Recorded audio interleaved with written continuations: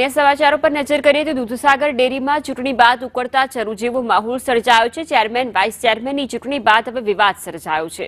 Vice chairman પદ માટે યોગેશ પટેલને મેન્ડેટ મળ્યું હતું। ભાજપે યોગેશ પટેલને મેન્ડેટ આપ્યું હતું તો રમીલાબેન ઠાકોરે ફોર્મ ભરવાની વાત કરતા હવે વિવાદ સર્જાયો છે।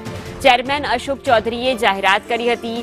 યોગેશ પટેલ 6 મહિના માટે વાઇસ ચેરમેન રહેશે તેવું કહ્યું હતું તો રમીલાબેન 1 વર્ષ માટે વાઇસ ચેરમેન રહેશેની જાહેરાત પણ કરવામાં આવી હતી।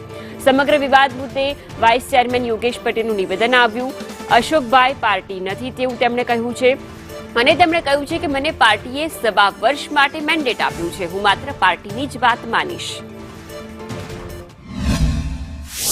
વાઇસ ચેરમેન માટે પણ અમારા યોગેશભાઈ પટેલને પાર્ટી તરફથી મેન્ડેટ આપવામાં આવ્યો હતો। એની અંદર પણ અમારા બધા લોકોએ સમજાવટ કરીને યોગેશભાઈ પટેલ થોડો 6 માસ માટે રહેશે અને બાકીના સમય માટે અમારા રમીલાબેન ઠાકોર એમને વાઇસ ચેરમેન તરીકેનું પણ અમે બધી આખી પ્રક્રિયા કરી છે। એના કારણે બધા જ સમાજોને બધા વિસ્તારને પ્રતિનિધિત્વ મળી રહે।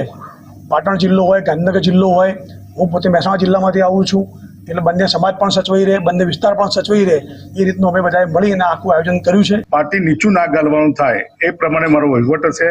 મારા નામનો મેન્ડેટ હતો પણ છતાં સામે ઉમેદવારી થતી હતી એટલે મારા થોડુંક પાર્ટીનું મહત્વ રાખીને અમે થોડીક સમજૂતી પણ કરી છે। કહી દીધું છે મેન્ડેટ મારો હતો પણ સામે ઉમેદવારી થતી હતી એટલે પાર્ટી એ મહાન છે અને પાર્ટી માટે હું હંમેશા અગ્રેસર રહીને પાર્ટી જે કહે એ પ્રમાણે મારે ચાલવાનું છે।